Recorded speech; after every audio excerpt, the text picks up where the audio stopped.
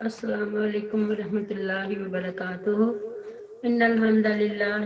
نحمدہ ونستعینہ من یهده اللہ فلا مضل لہ ومن یضلل فلا ہادی لہ واشهد ان لا الہ الا اللہ وحدہ لا شریک لہ واشهد ان محمدا عبدہ ورسولہ اما بعد فان خیر الحدیث کتاب اللہ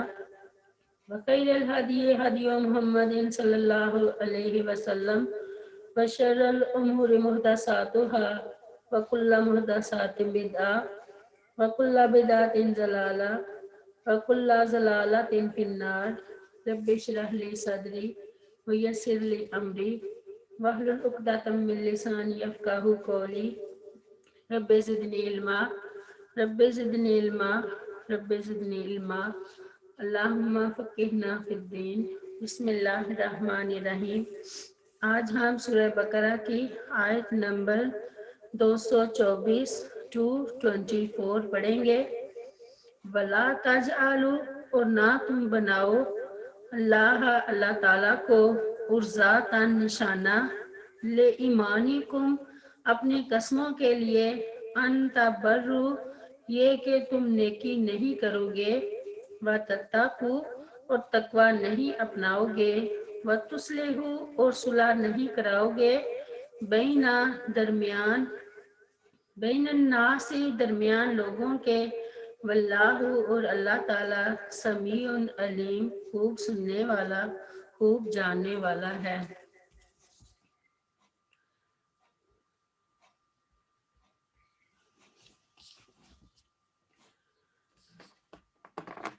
اللہ تعالیٰ کا یہ حکم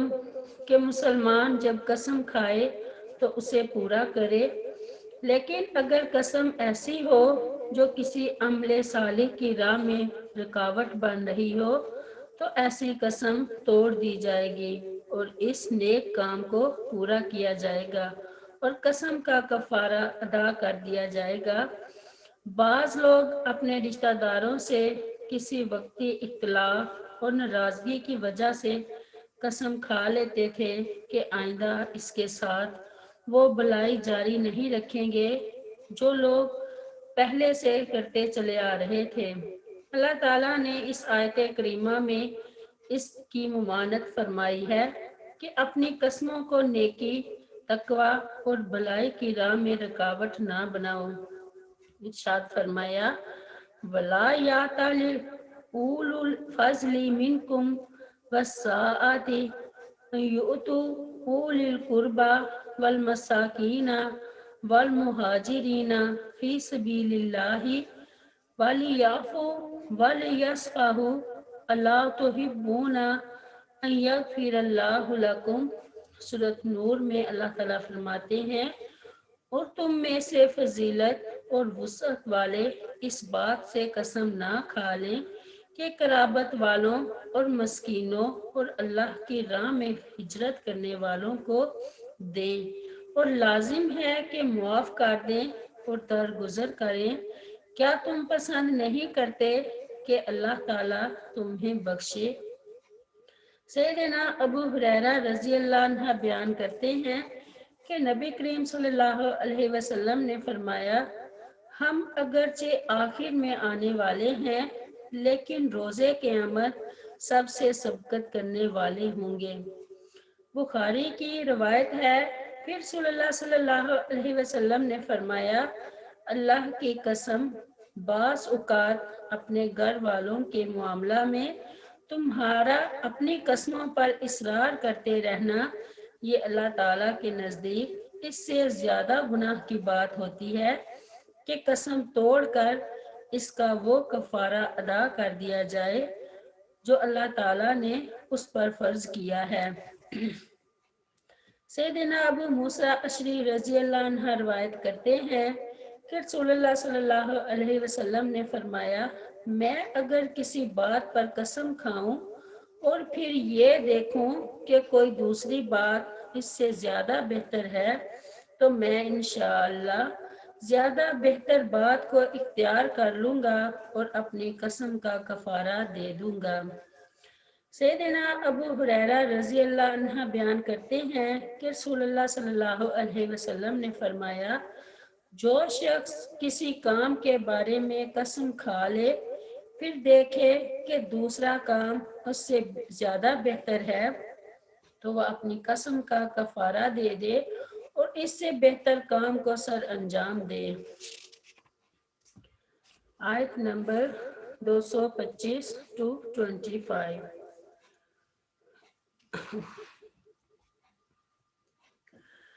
ला युआखिजुकुमुल्लाहु, नहीं मुआखजा करेगा अल्लाह ताला तुम्हारा, बिल्लग़वी कसम पर, लगो पर, फी ऐमानिकुम तुम्हारी कसमों में, वलाकिन और लेकिन, युआखिजुकुम वो मुआखजा करेगा तुम्हारा, बिमा इस पर जो, कसाबत कमाया, कुलूबुकुम तुम्हारे दिलों ने, वल्लाहु और अल्लाह ताला, गफूरुन हलीम बहुत बख्शने वाला, खूब बुर्दबार है।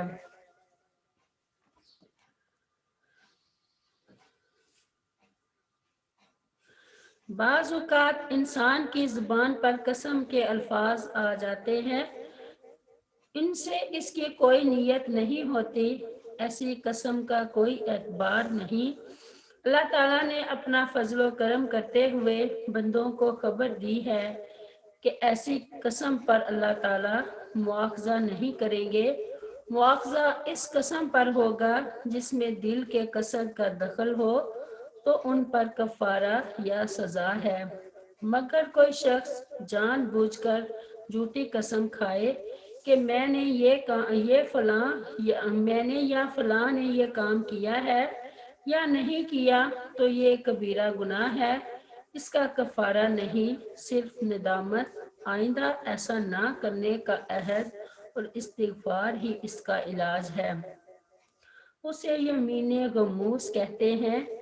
सैयदा आयशा रज़ी अल्लाह अन्हा बयान करती हैं कि ये आयत ला युआखिजुकुमुल्लाहु बिल्लग़वी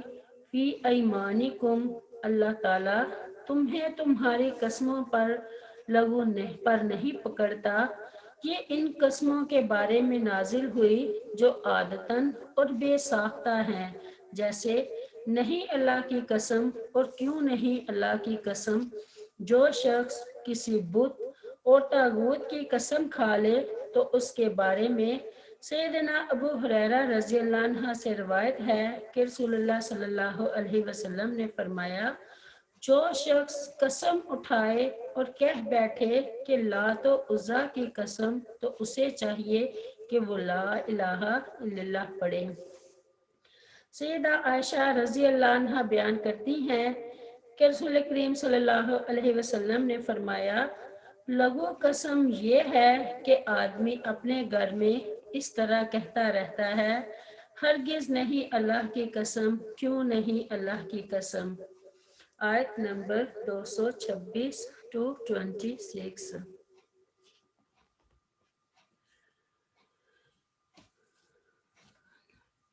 लिल्लाज़ीना, उन लोगों के लिए जो युलूना कसम खा लेते हैं, मिन निसाइहिम, अपनी औरतों के पास जाने से, तरब्बुसु इंतज़ार करना है, अर्बाआती 4 अशहुरिन महीने, फ़इन फिर अगर फ़ाउ तो वो रुजू कर लें, फ़इन्नल्लाह तो बिला शुबा अल्लाह ताला गफूर रहीम बहुत बख्शने वाला, नहायत रहम करने वाला है। इलाहुन के माना कसम खाने के हैं, यानी कोई आदमी अगर कसम खा ले कि मैं अपनी बीवी से 1 महीना या 2 महीने ताल्लुक नहीं रखूंगा, फिर कसम की मुद्दत पूरी करके ताल्लुक कायम कर लेता है तो इस पर कोई कफारा नहीं। हाँ, अगर मुद्दत पूरी होने से कबल ताल्लुक कायम करेगा तो कफारा कसम अदा करना होगा, और अगर 4 महीने से ज्यादा मुद्दत के लिए या मुद्दत की तयन किए बगैर कसम खाता है तो इस आयत में ऐसे लोगों के लिए मुद्दत का तयन कर दिया गया है कि वो 4 महीने गुजरने के बाद یا تو بیوی سے تعلق قائم کر لیں یا پھر اسے طلاق دے دیں۔ اسے 4 مہینے سے زیادہ معلق رکھنے کی اجازت نہیں ہے تاکہ عورت پر ظلم ہو۔ سیدنا انس رضی اللہ عنہ بیان کرتے ہیں کہ ازواج مطہرات نے دنیا کے ساز و سامان کا مطالبہ کیا تو رسول کریم صلی اللہ علیہ وسلم نے ناراض ہو کر 1 مہینہ کے لیے ان کے پاس نہ جانے کی قسم کھا لی۔ آپ صلی اللہ علیہ وسلم کے پاؤں میں موچ آ گئی تھی، لہٰذا آپ صلی اللہ علیہ وسلم اپنے ایک بالا خانے میں فروکش ہو گئے اور وہاں 29 دن رہے۔ پھر آپ صلی اللہ علیہ وسلم اپنی بیویوں کے پاس جانے کے لیے اترے تو لوگوں نے کہا، اے اللہ کے رسول صلی اللہ علیہ وسلم، آپ نے تو 1 مہینہ کی قسم کھائی تھی، ابھی تو 29 دن ہوئے ہیں۔ تو رسول کریم صلی اللہ علیہ وسلم نے فرمایا، مہینہ کبھی 29 کا اور کبھی 30 کا ہوتا ہے اور یہ مہینہ 29 دن کا ہے۔ سیدہ عائشہ صدیقہ رضی اللہ عنہ بیان کرتی ہیں کہ رسول کریم صلی اللہ علیہ وسلم نے ازواج مطہرات سے خفگی کی وجہ سے فرمایا تھا کہ میں ان کے پاس 1 مہینے تک نہیں جاؤں گا۔ پھر آپ 29ویں دن تشریف لے آئے تو آپ صلی اللہ علیہ وسلم نے فرمایا، یہ مہینہ 29 دن کا ہے۔ آیت نمبر 227-27۔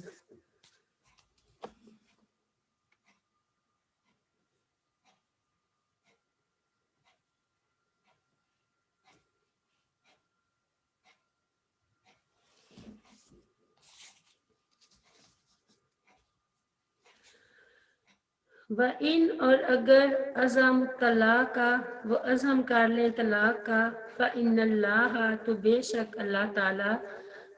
سمیع علیم خوب سننے والا خوب جاننے والا ہے۔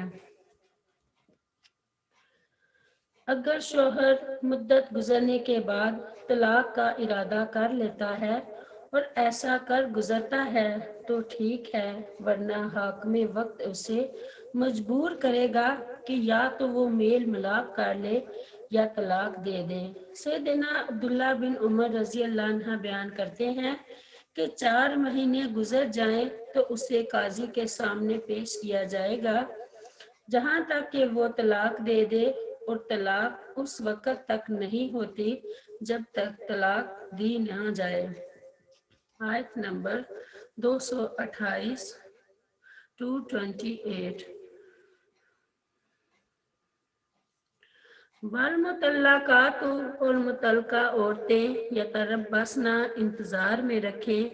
بانفسہن اپنے آپ کو ثلاثات تا 3 قروء حیض تک، ولا یحل اور نہیں ہے حلال لہن واسطے ان کے لیے ان یکتمن کہ وہ چھپائیں ما اس کو جو خلق اللہ پیدا کیا اللہ تعالیٰ نے فی ارحامہن ان کے رحموں میں، ان اگر کننا وہ ہیں یؤمننا ایمان رکھتی باللہ اللہ تعالیٰ کے ساتھ، والیوم الآخر اور آخرت کے دن کے ساتھ،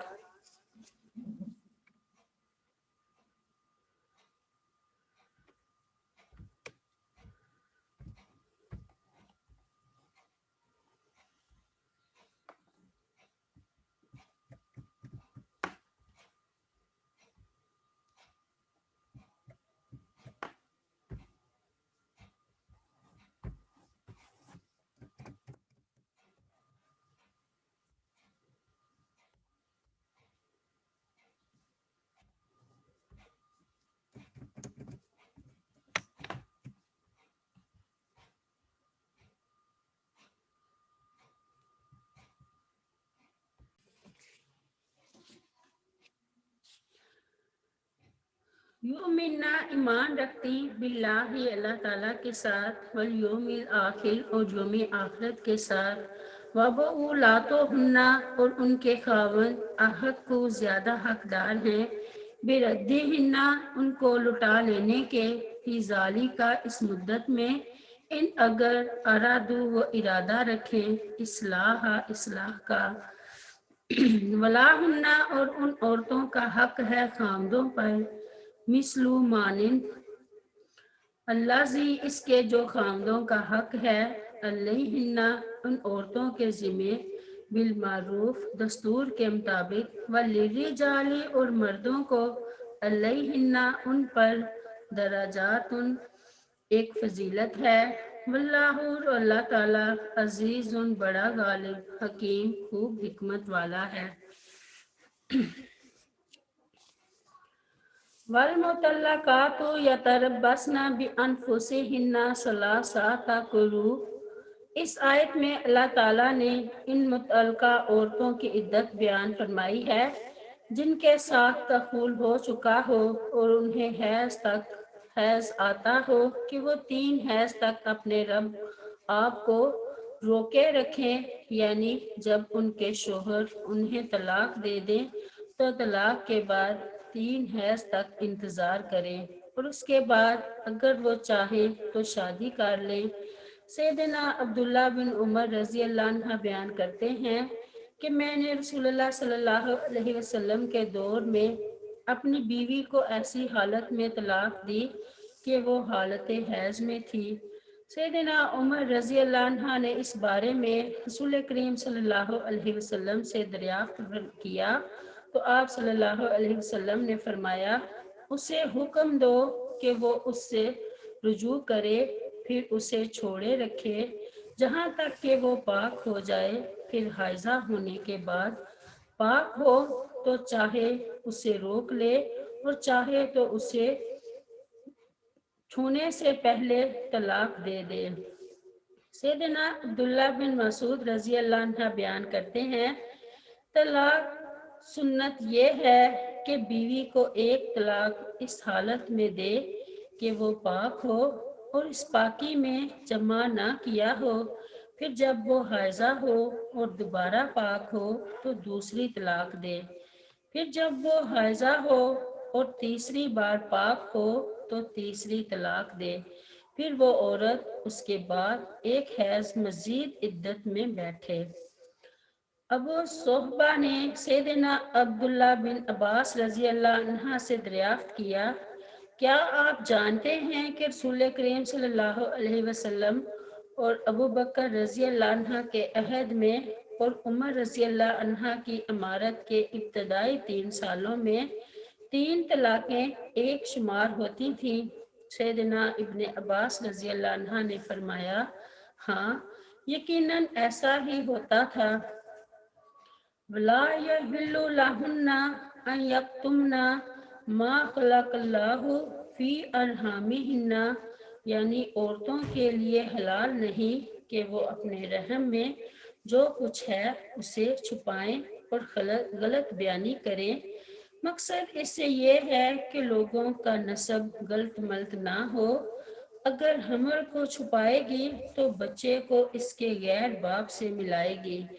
جس کے بدترین اور سنگین نتائج ظاہر ہوں گے۔ بچہ اپنے خاندان اور حق وراثت سے محروم ہو جائے گا۔ محرم عورتیں اس سے پردہ کریں گی، بلکہ بہت ممکن ہے کہ وہ اپنی کسی محرم عورت سے شادی کر لے،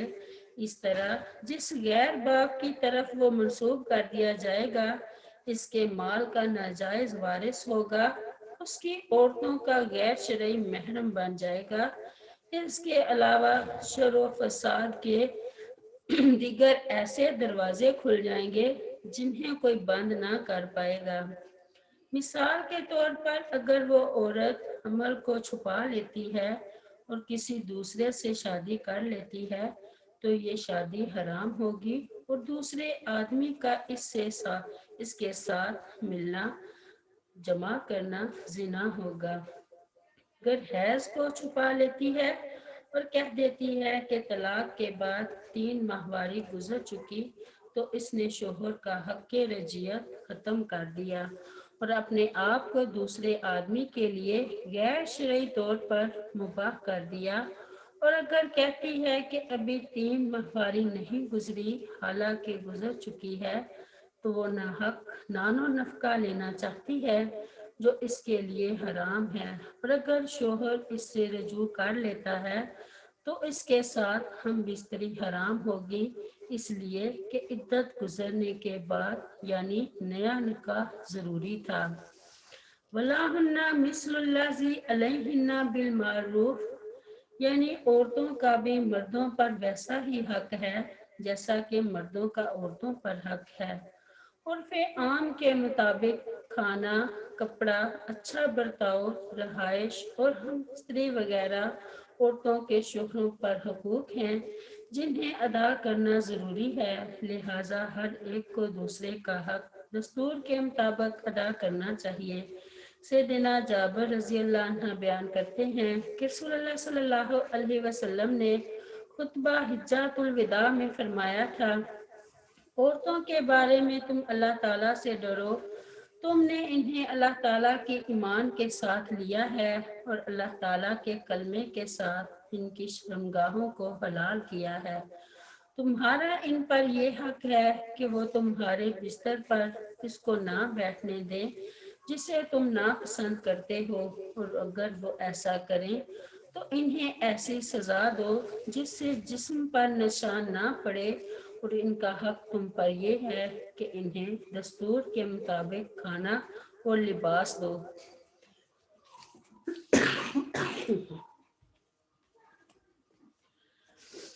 حکیم بن معاویہ کشری اپنے باپ معاویہ بن حیدہ کشری رضی اللہ عنہ سے روایت کرتے ہیں، وہ کہتے ہیں میں نے کہا اے اللہ کے رسول صلی اللہ علیہ وسلم، ہم میں سے کسی کی بیوی کا اس پر کیا حق ہے؟ آپ صلی اللہ علیہ وسلم نے فرمایا یہ کہ جب تم کھانا کھاؤ تو اسے بھی کھلاؤ، جب تم لباس پہنو تو اسے بھی پہناؤ، اس کے چہرے پر نہ مارو، اسے گالی نہ دو اور اس سے قطع تعلق نہ کرو مگر گھر ہی میں۔ وَلِرِجَالِ عَلَيْهِنَّ دَرَجَاتٌ، یعنی مقام و مرتبہ، اطاعت کا حق رکھنے میں، خرچ کرنے میں، فطری قوتوں میں، میراث میں، طلاق، رجوع کا حق رکھنے، مصلحتوں کے قیام اور دنیا و آخرت کے شرف کے اعتبار سے مردوں کو عورتوں پر فضیلت حاصل ہے۔ ارشاد باری تعالیٰ ہے الرجال قوامون علی النساء بما فضل اللہ بعضهم علی بعض وبما انفقوا من اموالہم۔ سورۃ النساء میں اللہ تعالیٰ فرماتے ہیں مرد عورتوں پر نگران ہیں اس وجہ سے کہ اللہ تعالیٰ نے ان کے بعض کو بعض پر فضیلت عطا کی، اور اس وجہ سے کہ انہوں نے اپنے مالوں سے خرچ کیا۔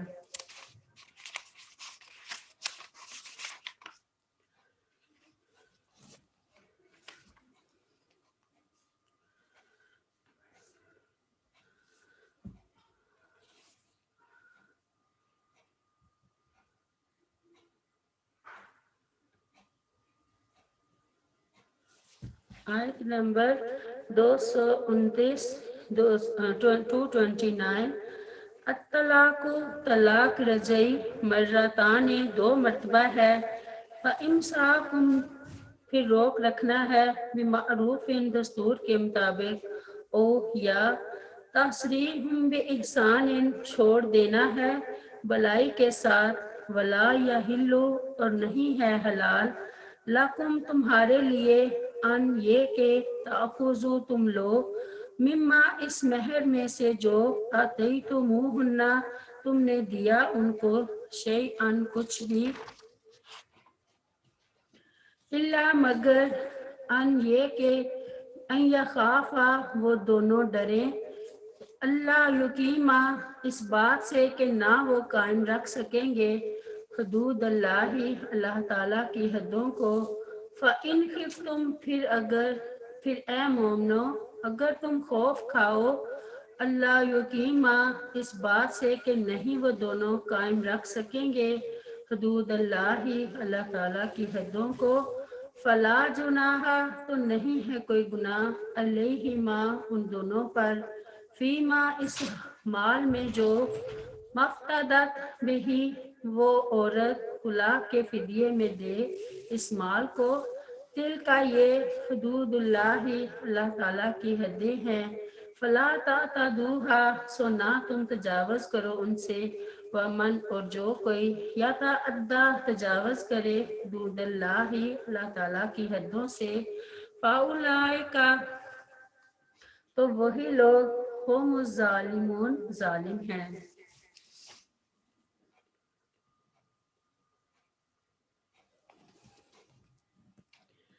الطلاق مرتان فامساک بمعروف او تسریح باحسان یعنی وہ طلاق جس میں خاوند کو عدت کے اندر رجوع کا حق حاصل ہے وہ 2 مرتبہ ہے پہلی 2 طلاقوں کے بعد خاوند کو یہ حق حاصل ہے کہ وہ عدت کے اندر رجوع کر سکتا ہے لیکن تیسری مرتبہ طلاق دینے کے بعد رجوع کی اجازت نہیں زمانہ جاہلیت میں لوگ اپنی بیویوں کو کئی مرتبہ طلاق دے دیتے اور عدت کے اندر رجوع کرتے رہتے تھے نہ عورت کو صحیح بساتے اور نہ ہی آزاد کرتے تھے اس سے مقصد ان کا یہ ہوتا تھا کہ بیوی کو تنگ کیا جائے تو اللہ تعالیٰ نے جاہلیت کے اس دور کو ختم کرنے کے لیے 2 بار رجوع کا حق دے دیا اور تیسری بار بالکل ان کا رشتہ ختم کر دیا اس آیت کریمہ میں اللہ تعالیٰ نے الطلاق مرتان فرمایا ہے اور لفظ مرتان مراتن کا تثنیہ ہے جس کا مطلب واضح ہے کہ طلاق 2 مرتبہ ہے جس سے اس بات کی طرف اشارہ فرما دیا کہ بیک وقت 2 یا 3 طلاقیں دینا اور انہیں بیک وقت نافذ کر دینا حکمت الہیہ کے خلاف ہے اسی لیے شریعت اسلامیہ میں بیک وقت اکٹھی 3 طلاقیں دینے کو شرع سے مذاق قرار دیا گیا ہے سیدنا ابن عباس رضی اللہ عنہ سے مروی ہے کہ آیت کریمہ والمطلقات یتربصن بانفسہن ثلاثۃ قروء ولا یحل لہن ان یکتمن ما خلق اللہ فی ارحامہن اور وہ عورتیں جنہیں طلاق دی گئی ہے اپنے آپ کو 3 حیض تک انتظار میں رکھیں اور ان کے لیے حلال نہیں کہ وہ چیز چھپائیں جو اللہ تعالیٰ نے ان کے رحموں میں پیدا کی ہے اس کی تفسیر میں بیان کرتے ہیں کہ آدمی جب اپنی بیوی کو طلاق دے دیتا تھا تو وہی اس کی طرف رجوع کرنے کا زیادہ حقدار سمجھا جاتا تھا خواتین طلاقیں ہی دے چکا ہوتا تو اس کو منسوخ کر دیا گیا اور فرمایا الطلاق مرتان یہ طلاق رجعی 2 بار ہے ایک ہی وقت میں 3 طلاقیں دینا منع ہے لیکن اگر کوئی دے تو ایک ہی طلاق واقع ہوگی سیدنا عبداللہ بن عباس رضی اللہ عنہ بیان کرتے ہیں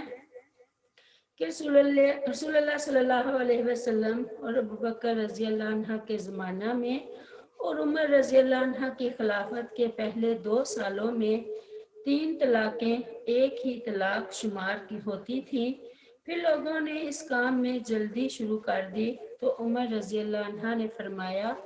لوگوں نے ایسے کام میں جلدی کرنا شروع کی ہے جس میں ان کے لیے مہلت تھی تو اب ہم ان پر کیوں نہ تینوں طلاقیں نافذ کر دیں چنانچہ انہوں نے اسے نافذ کر دیا وَلَا يَحِلُّ لَكُمْ أَن تَأْخُذُوا مِمَّا آتَيْتُمُوهُنَّ شَيْئًا یعنی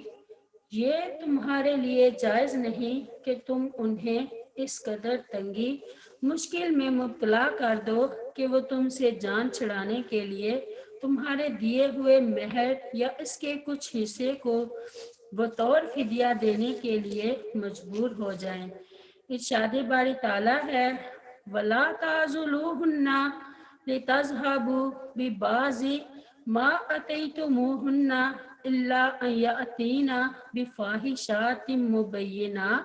سورۃ النساء میں اللہ تعالیٰ فرماتے ہیں اور نہ انہیں اس لیے روک رکھو کہ تم نے انہیں جو کچھ دیا ہے اس میں سے کچھ لے لو، مگر اس صورت میں کہ وہ کھلم کھلا بے حیائی کا ارتکاب کریں۔ اور فرمایا فَإِن تِبْنَ لَكُمْ عَنْ شَيْءٍ مِّنْهُ نَفْسًا فَكُلُوهُ ہَنِيًّا مَرِيًّا۔ سورۃ النساء میں پھر اگر وہ اس میں سے کوئی چیز تمہارے لیے چھوڑنے پر دل سے خوش ہو جائیں تو اسے کھا لو، اس حال میں کہ وہ مزیدار خوشگوار ہے۔ فَإِنْ خِفْتُمْ أَلَّا يُقِيمَا حُدُودَ اللَّهِ فلا جناح علیہما فیما افتدت بہ۔ اس میں خلا کا بیان ہے، یعنی عورت خاوند سے علیحدگی حاصل کرنا چاہے اور خاوند طلاق دینے پر تیار نہ ہو تو عورت جان چھڑانے کے لیے اپنا مہر یا خاوند بیوی کے درمیان جو بھی آپس میں یا حاکم کی عدالت میں طے ہو جائے بطور فدیہ دے کر اپنی جان چھڑا لے۔ پھر خاوند خود ہی فدیہ لے کر اسے چھوڑ دے یا اگر وہ اس پر تیار نہ ہو تو حاکم اسے فدیہ لے کر چھوڑنے کا حکم دے۔ اگر وہ نہ مانے تو عدالت نکاح فسخ کر دے۔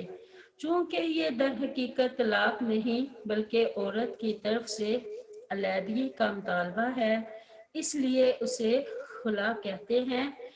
اس کی عدت ایک حیض ہے۔ بلا وجہ خلا کا مطالبہ شریعت میں نہایت ناپسندیدہ عمل ہے۔ سیدنا ثوبان رضی اللہ عنہ سے روایت ہے کہ رسول کریم صلی اللہ علیہ وسلم نے فرمایا جو عورت بلا وجہ اپنے شوہر سے طلاق کا مطالبہ کرے تو اس پر جنت کی خوشبو حرام ہے۔ حبیبہ بنت سہل انصاریہ رضی اللہ عنہ سے روایت ہے کہ وہ ثابت بن قیس رضی اللہ عنہ کے عقد میں تھی۔ ایک دن رسول اللہ صلی اللہ علیہ وسلم صبح کے وقت گھر سے باہر تشریف لائے تو آپ صلی اللہ علیہ وسلم نے اندھیرے میں اسے دروازے کے پاس پایا تو فرمایا یہ کون ہے؟ انہوں نے عرض کی اے اللہ کے رسول میں حبیبہ بنت سہل ہوں۔ آپ صلی اللہ علیہ وسلم نے فرمایا کیا بات ہے؟ انہوں نے اپنے شوہر کا نام لیتے ہوئے عرض کی اے اللہ کے رسول میں اور ثابت بن قیس رضی اللہ عنہ اکٹھے نہیں رہ سکتے۔ جب ان کے شوہر ثابت بن قیس آئے تو نبی کریم صلی اللہ علیہ وسلم نے فرمایا یہ حبیبہ بنت سہل ہیں، انہوں نے یہ بات کی ہے۔ حبیبہ نے عرض کی اے اللہ کے رسول صلی اللہ علیہ وسلم انہوں نے جو مجھے مہر دیا تھا وہ سب میرے پاس موجود ہے۔ رسول کریم صلی اللہ علیہ وسلم نے ثابت بن قیس سے فرمایا اپنا مال ان سے لے لو۔ چنانچہ ثابت رضی اللہ عنہ نے اپنا مال لے لیا اور یہ اپنے والدین کے گھر میں بیٹھ گئی۔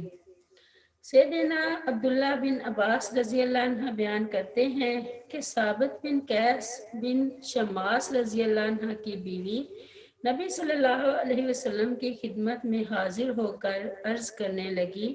اے اللہ کے رسول صلی اللہ علیہ وسلم مجھے ان کے اخلاق اور دین کے بارے میں کوئی اعتراض نہیں، لیکن میں اسلام میں کفر کو ناپسند کرتی ہوں۔ رسول اللہ صلی اللہ علیہ وسلم نے فرمایا کیا تم ان کا باغ واپس کر دو گی؟ اس نے عرض کی جی ہاں۔ تو رسول اللہ صلی اللہ علیہ وسلم نے ثابت بن قیس رضی اللہ عنہ سے فرمایا اپنا باغ لے لو اور اسے طلاق دے دو۔ ربیع بنت معوذ بن افرا رضی اللہ عنہ سے روایت ہے کہ انہوں نے رسول اللہ صلی اللہ علیہ وسلم کے عہد میں خلا حاصل کیا تھا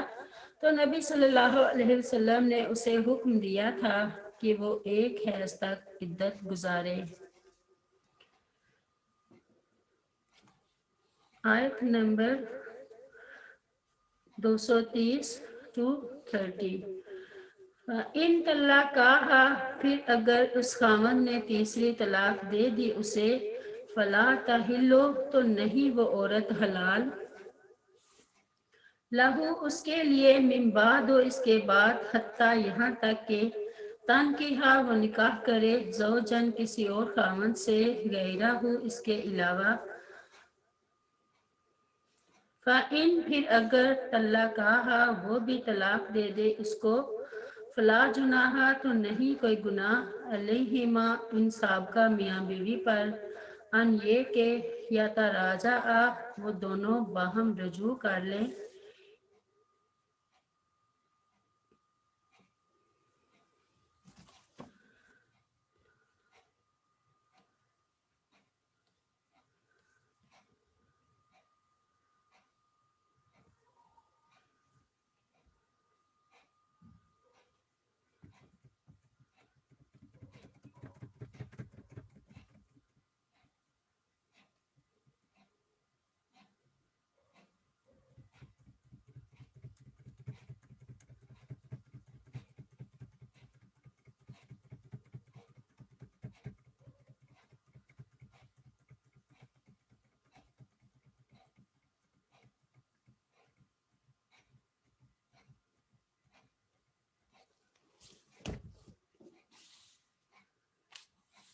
ان اگر ظنا وہ یقین کریں، ان یہ کہ یقیمہ وہ قائم رکھیں گے، حدود اللہ اللہ تعالیٰ کی حدوں کو، وتلکا اور یہ حدود اللہ اللہ تعالیٰ کی حدیں ہیں،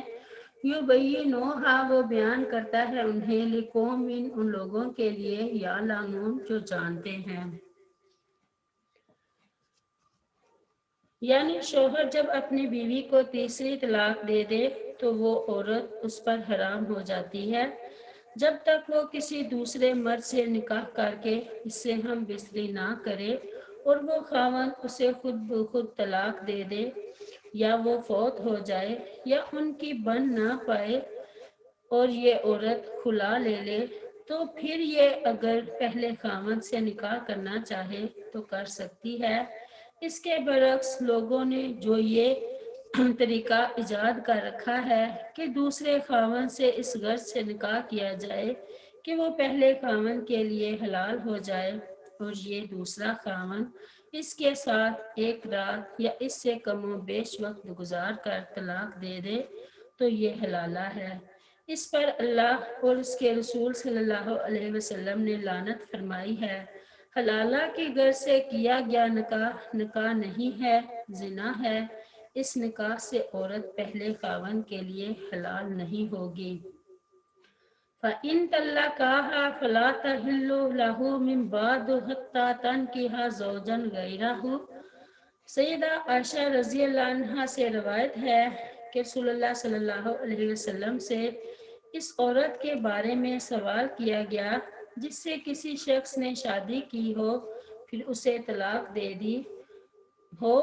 پھر اس سے کوئی دوسرا شخص شادی کرے اور مقاربت سے پہلے ہی طلاق دے دے، تو کیا وہ پہلے شوہر کے لیے حلال ہو جائے گی؟ تو رسول کریم صلی اللہ علیہ وسلم نے فرمایا نہیں، یہاں تک کہ وہ اس سے خوش نہ ہو جائے۔ سیدہ عائشہ رضی اللہ عنہا سے روایت ہے کہ رفاعہ کرزی کی بیوی رسول اللہ صلی اللہ علیہ وسلم کے پاس آئی، اس نے کہا، اے اللہ کے رسول صلی اللہ علیہ وسلم، رفاعہ نے مجھے طلاق دے دی تھی اور عبد الرحمن بن زبیر نے مجھ سے شادی کر لی تھی۔ اللہ کی قسم وہ نامرد ہیں۔ اس نے اپنی اوڑھنی کے ایک ڈورے کو پکڑ کر کہا۔ اس وقت ابو بکر صدیق رضی اللہ عنہ نبی کریم صلی اللہ علیہ وسلم کے پاس بیٹھے ہوئے تھے اور خالد بن سعید بن عاص رضی اللہ عنہ دروازے کے پاس بیٹھے تھے اور انہیں اندر آنے کی ابھی تک اجازت نہیں ملی تھی۔ انہوں نے کہا، ابو بکر، تم اس عورت کو منع کیوں نہیں کرتے کہ یہ رسول کریم صلی اللہ علیہ وسلم کے پاس کس طرح کھلے انداز میں گفتگو کر رہی ہے؟ تو رسول اللہ صلی اللہ علیہ وسلم نے یہ سن کر صرف تبسم فرمایا اور کہا، شاید تو دوبارہ رفاع کے پاس واپس جانا چاہتی ہے، نہیں تو اس وقت تک واپس نہیں تو جا سکتی جب تک تو اس سے اور وہ تجھ سے خوش نہ ہو جائے۔ اس سے یہ بھی معلوم ہوا کہ نکاح حلالہ کے ذریعے اگر کوئی آدمی اس عورت کے ساتھ جمع بھی کر لیتا ہے تو وہ عورت اپنے پہلے شوہر کے لیے حلال نہیں ہوگی، اس لیے کہ اللہ تعالیٰ کے رسول صلی اللہ علیہ وسلم نے حلالہ کرنے والے اور حلالہ کروانے والے دونوں پر اللہ کی لعنت کی خبر دی ہے، اور جس پر لعنت بھیج دی گئی ہو وہ شادی صحیح نہیں ہو سکتی۔ سیدنا عبداللہ بن مسعود رضی اللہ عنہ سے روایت ہے کہ رسول اللہ صلی اللہ علیہ وسلم نے فرمایا، گودنے والی اور گدوانے والی اور بال ملانے والی اور بال ملوانے والی